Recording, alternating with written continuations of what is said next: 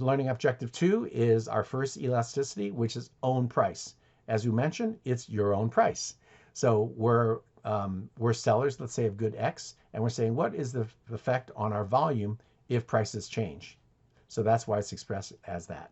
So elasticity of the quantity of X for the demand, comma, price versus based on the price of X. That's a long expression, right? A lot of subscripts there. But it really describes what type of elasticity and what are the variables that we're relating. Equals the percent change in quantity divided by the percent change in the price. And that's what we mean. If our price goes up, what happens to our demand? Again, if we look at the sign is going to be negative, right? Because the higher your price, the lower the sales. It would be pretty unusual for your quantity to go up if your price went up. So demand curves have this relationship where the higher the price, the lower the demand. Next, we'll look at the absolute value of the elasticity measure. If it's greater than 1, it's called elastic. It means highly responsive.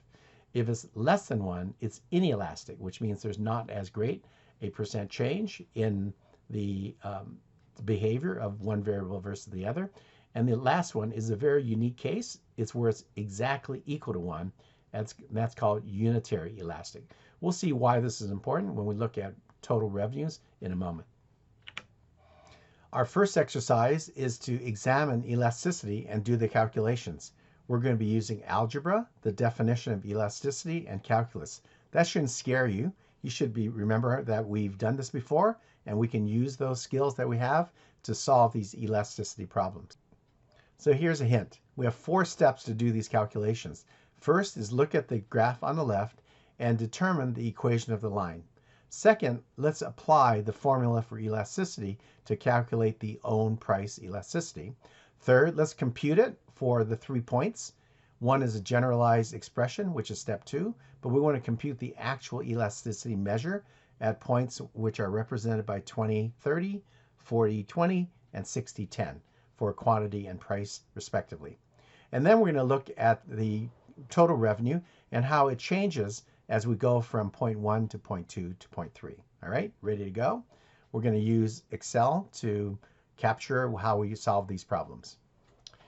Here we are in Excel. On the left side, just by way of reference, is the chart that we just looked at, showing the 3 points that we want to focus on and the graph itself. Step 1 is let's calculate the formula for a line. You'll all remember y equals mx plus b, or some version of that. That's the general equation for a line, where y is the dependent variable, x is the independent variable, m is the slope, and b is the intercept. Sound familiar? Well, let's try that here with respect to the demand curve. So instead of y, that's price, the vertical axis. Instead of x, it's the quantity, the horizontal axis. M, which is the slope, is what we're going to derive, and b is the intercept, where the line intersects the vertical axis. All right, so hope that sounds very familiar. The first thing we do to solve the equation is to calculate the slope. You'll also remember, I hope, rise over run. And that's really what we need to remember to figure out how to determine the slope for this line. All right, let's pick any 2 points. Let's take 2 easy points. First is the point on the vertical axis, which is the point of 0 quantity at 40. And the second one is, let's take the edge of the graph, which is 80, 0. Right? We're looking at basically the 2 intercepts. So let's calculate the slope. So m equals, and we'll just always remember to start with the same point as your starting point. So we'll start with the first given one, which is the rise, which is the dimension of the 40. So it's 40 minus 0 divided by 0 minus 80, rise over run. So that is a negative 0.5. So now that we know the slope, we can substitute any point in and solve it. So let's take again the first point. So that y is 40 equals the slope, which is negative 0.5 times x. X, we know at that item is 0. So that plus b. And that gets us our intercept is b equals in this case, is 40, right? We can just see it and do that. But I just want to demonstrate we can use any point to do it. So now we know the equation. It's price equals negative 0.5 times quantity plus the intercept, which is 40. So that's our equation. All right, now we have the equation for the line expressed for P. P equal negative 0.5 Q times 40. But in order to do the elasticity, we need to express it in terms of quantity, which is our objective here, is to figure out effect on quantity. So we have to change the terms around. So let's do that. So P minus 40 equals negative 0.5 Q. Okay, now we're ready to solve this problem.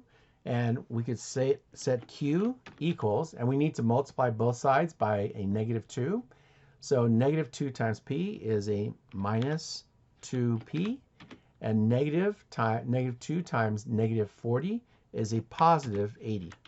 So that's our expression where Q equals negative 2P plus 80. So let's use that in our next step. Next step is compute the derivative of Q with respect to P.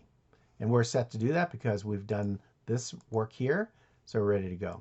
So the derivative is equal to the item, the coefficient, negative 2, times the variable raised to the power of the power that is existing, 1 minus 1. Okay? So that's the long form. So let's simplify that, because when we have Q raised to the power of 0, that means to the power of 0 equals 1, right? So Q to the power of 0 is 1. So negative 2 times 1 is, guess what? Negative 2. So that's all the derivative is. So now we're ready to calculate the formula for elasticity. So it's negative 2, which is the derivative, times the expression of P divided by Q. All right, now we can use this formula for elasticity for each of our 3 points. Those points being 20, 30, 40, 20, and 60, 10. Now note that this is in the form of first the horizontal axis, which is Q, and then P, right? Just put that there as a reminder. So now we're ready to go. So we know the elasticity is equal to minus 2 times, open parens, the P divided by Q. So P is 30 divided by Q, which is 20. So the result is minus 3. Next, we'll look at the second point. Same thing. It's negative 2 times, open parens, the P, which is 20, divided by Q, which is 40. Answer, negative 1. And the last point is negative 2 times, open parens, 10 divided by 60 equals negative 0.33.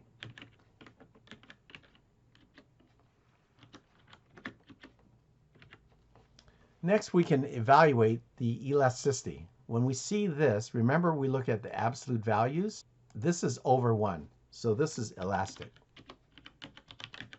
which means a small amount of change will lead to a larger change in quantity. This is unitary, and that's a very important case, which we'll examine in a moment. And a third one is less than 1 in absolute value, so it's inelastic, which means for a given price, we don't get as dramatic an increase in quantity. So that's step 3. Step 4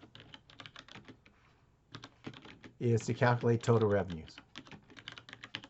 So we'll go back up to the graph, and we see that the first point is right here.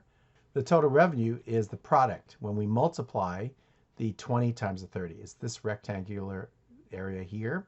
The second point here is this larger square of 40 times 20. And the last point is this rectangle right here, which is 60 times 10. All right, so we'll do those right now. So point 1.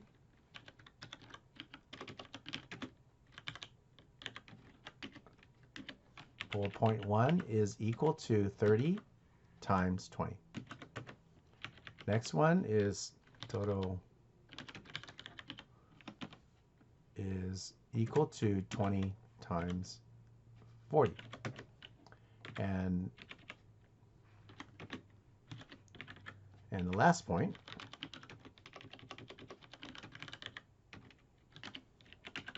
is 10 times 60.